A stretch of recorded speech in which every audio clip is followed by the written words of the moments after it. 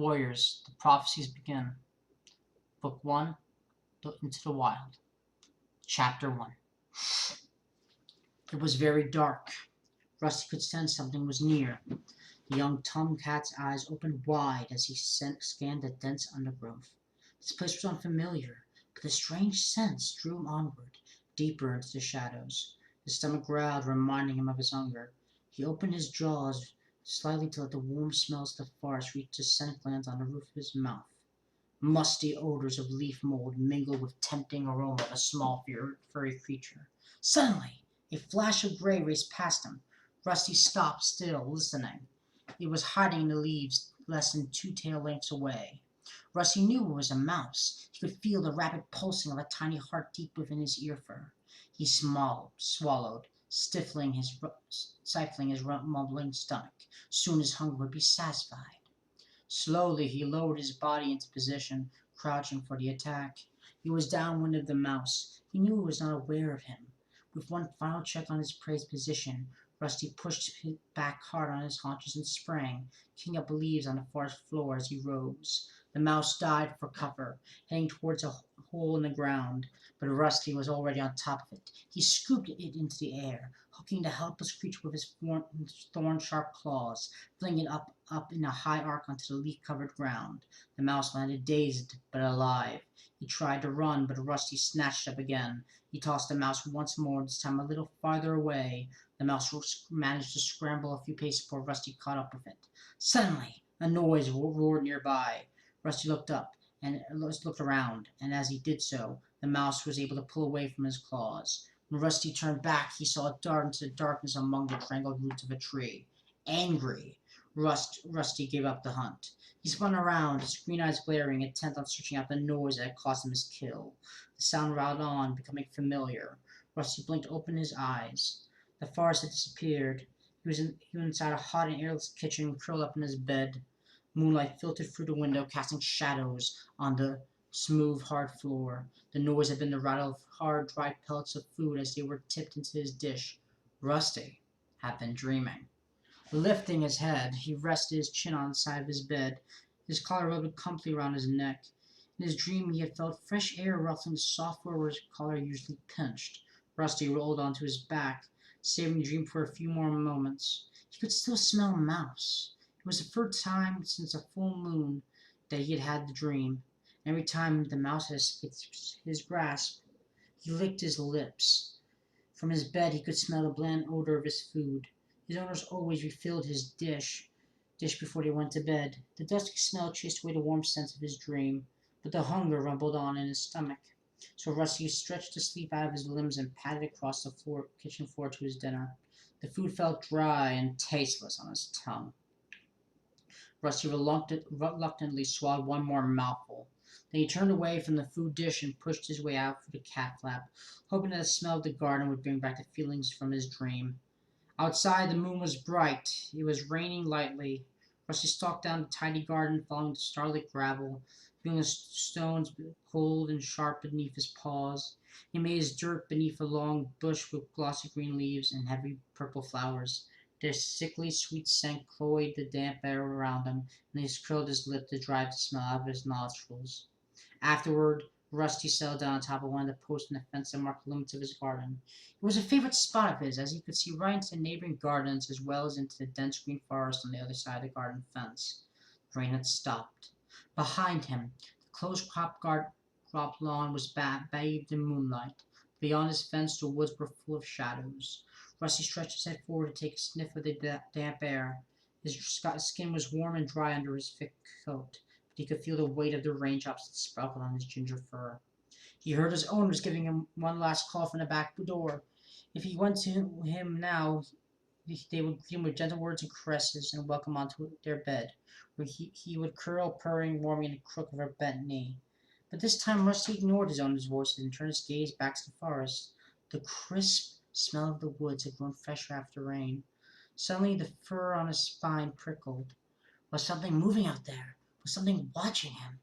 Rusty stared ahead, but it was possible to see or smell anything in the dark, and stretched, one paw gripping, smell anything in the dark, tree-scented air. 1 second. He lifted his chin boldly and stood up and stretched, one paw gripping each quarter of the fence post as he straightened his legs and arched his back. He closed his eyes and breathed in the smell of the woods once more. It seemed to promise him something, tempting him onward into whispering shadows. Tensing his muscles, he crouched for a moment. Then he leaped lightly down into the rough grass on the other side of the garden fence. As he landed, the bell in his collar rang out for the still night air. "Where are you off to, Rusty?" meowed a familiar voice behind him. Rusty looked up. A young black-white cat was bouncing ungracefully on the fence. Hello, Smudge," Rusty replied. "You're not going into the woods, are you?" Smudge's amber eyes were huge. Just for a look," Rusty promised, shifting comfortably.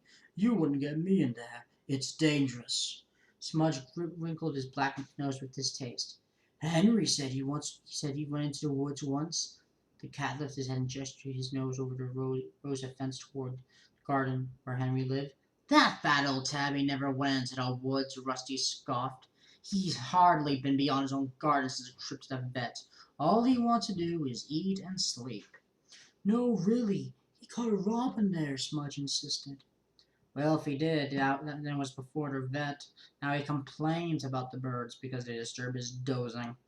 "Well, anyway," Smudge went on, ignoring the scorn of Rusty's meow, "Henry told me there are all sorts of dangerous animals out there. Huge wildcats who eat live rabbits for breakfast and sharpen their claws on old bones." "I'm only going for a look around," Rusty meowed. "I won't stay long." "Well, don't say I didn't warn you," purred Smudge. The black, white cat turned and plunged all the fence back down into his own garden. Rusty sat down on the coarse grass beyond the garden fence. He gave his shoulder a nervous lick and wondered how much of Smudge's gossip was true. Suddenly, the movement of a tiny creature caught his eye. He watched it scuttle under some brambles. Instinct made him drop into a low crouch. With one slow paw after another, he drew his body forward through the undergrowth. Ears pricked, nostrils flared, eyes unblinking. He moved toward the animal. He could see clearly now, sitting up among the barbed brambles, nibbling on a large seed held between its paws. It was a mouse. Rusty rocked his haunches from side to side, preparing to leap. He held his breath in case his bell rang again. Excitement coursed through him, making his heart pound. This was even better than his dreams.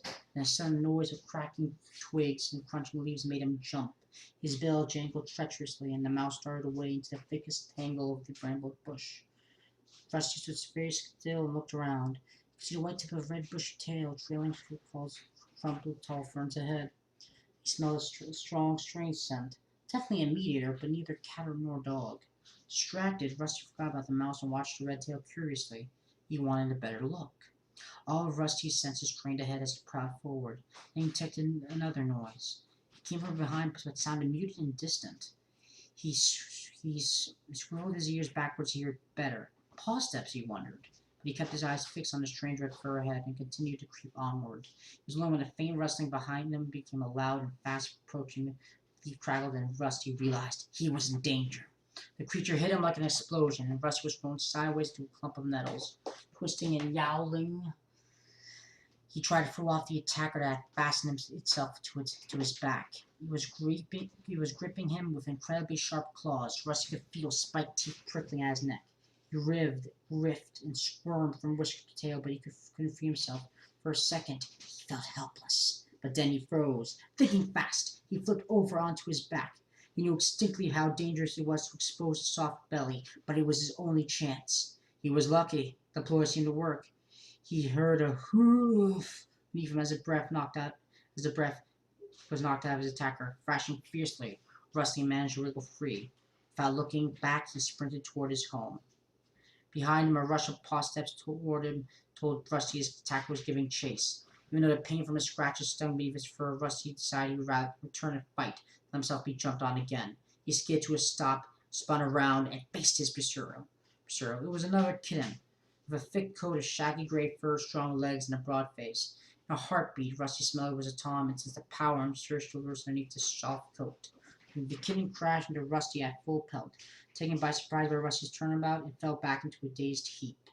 The impact knocked the breath out of Rusty, and he staggered. He quickly found his footing, arched his back, puffing out his arms for rage, spring onto the other kitten. but his attacker simply sat up and began to lick a forepaw. All signs of aggression gone.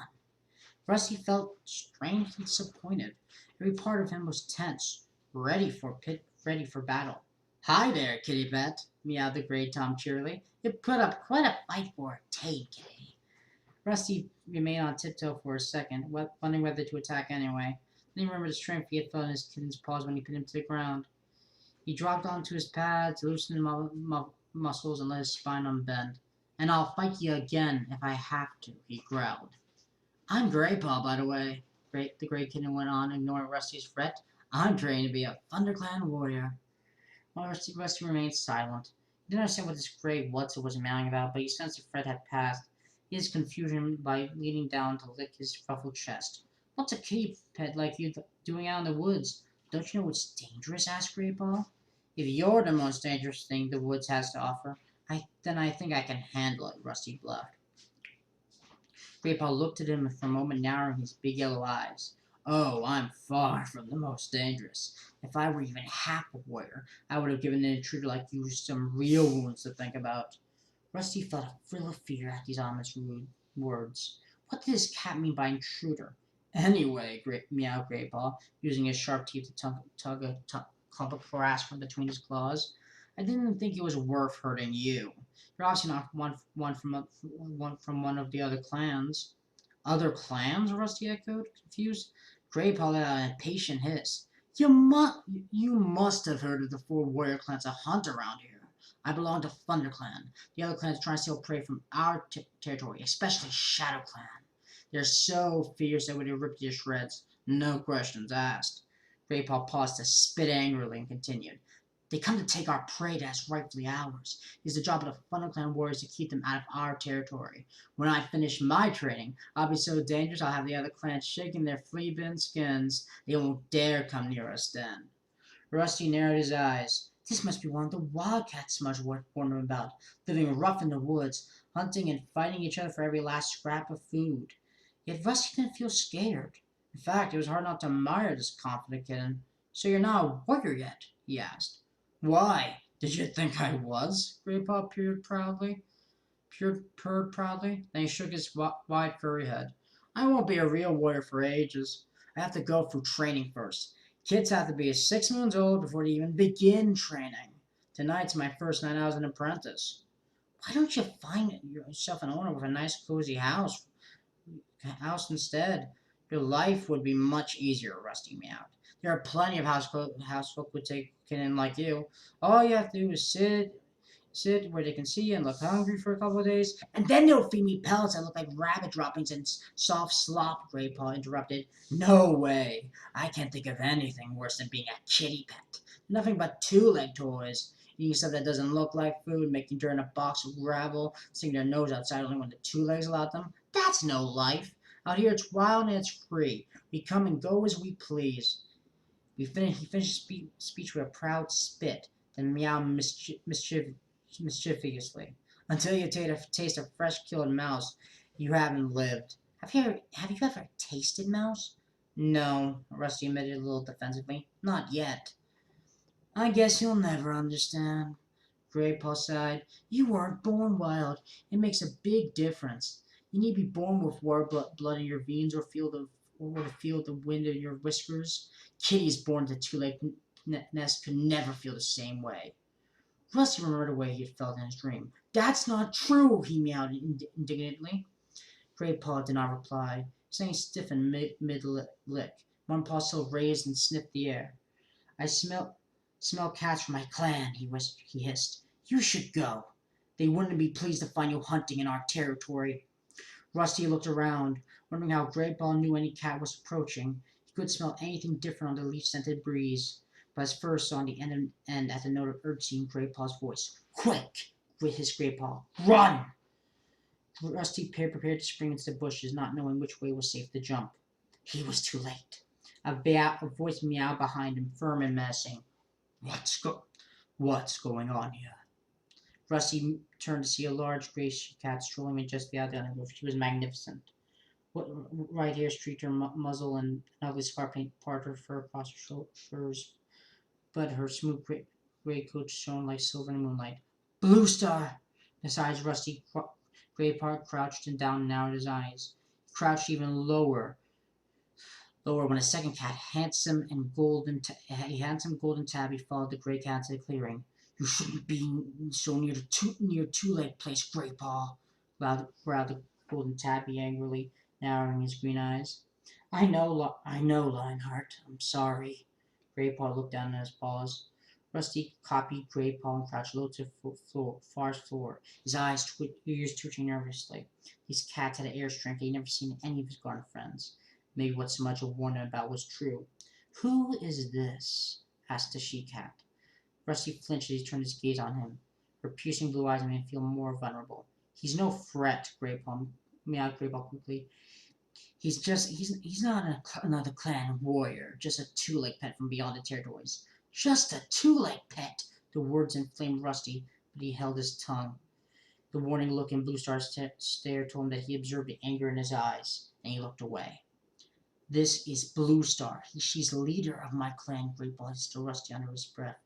And Lionheart. He's my mentor, which means he's training me to be a warrior. Thank you for the introduction, Greypaw, meowed Lionheart coolly. Blue Star was still staring at Rusty. You fight well for a two-leg pet. Rusty and Greypaw exchanged confused glances. How could he? How could she know? Have been watching you both, Blue Star went on as she read their thoughts. We wondered how you would deal with an intruder, Greypaw. You attacked him bravely. Greypaw looked pleased at Blue Star's praise. Sit up now, both of you. Blue Star looked at Rusty. You too, kitty pet. He sat immediately and held Blue Star's gazed evenly as she addressed him. You reacted well to the attack, kitty pet. Greypaw is stronger than you, but you used your wits to defend yourself. And you turned to face him when he chased you. I've not seen a kitty pet do that before. Rusty managed to nod his thanks, taken aback by such unexpected praise. His next words surprised him even more. I've been wondering how you would perform out here beyond the two-leg place. You patrol this border frequently, so I've often seen you sitting on the boundary, staring out into the forest. And now at last you dare to place your paws here. Blue Star stared at Rusty thoughtfully. You do seem to have a natural hunting ability. Sharp eyes. You would have caught that mouse if you had not hesitated for so long. Really? She stammered. Lionheart spoke now. His deep now was respectful but insistent. Blue Star, this is a kitty pet. He should not be hunting in ThunderClan territory. Send him home to his two legs. Rusty Heart prickled at his Lionheart's words. Send me home, he meowed impatiently. Blue Star's words had made him glow with pride. She had noticed him. She had been impressed by him. But I only came here to hunt for a mouse or two. I'm sure there's enough to go around. Blue Star turned to acknowledge Lionheart's words. Now her gaze snapped back to Rusty. Her blue eyes were blazing with anger. There is never enough to go around, she spat. If you didn't live such a soft, overfed life, you would know that. Rusty was confused by Blue Star's sudden rage, but one glance on Greypaw's face was enough to tell him that they had spoken too freely. Lionheart stepped to his leader's side. Both warriors loomed over him now. Rusty looked into Blue Star's friendly stare, and his pride dissolved. These were not cozy fireside cats he was dealing with. These were mean, hungry cats who were probably going to finish what Greypaw started. End of chapter 1.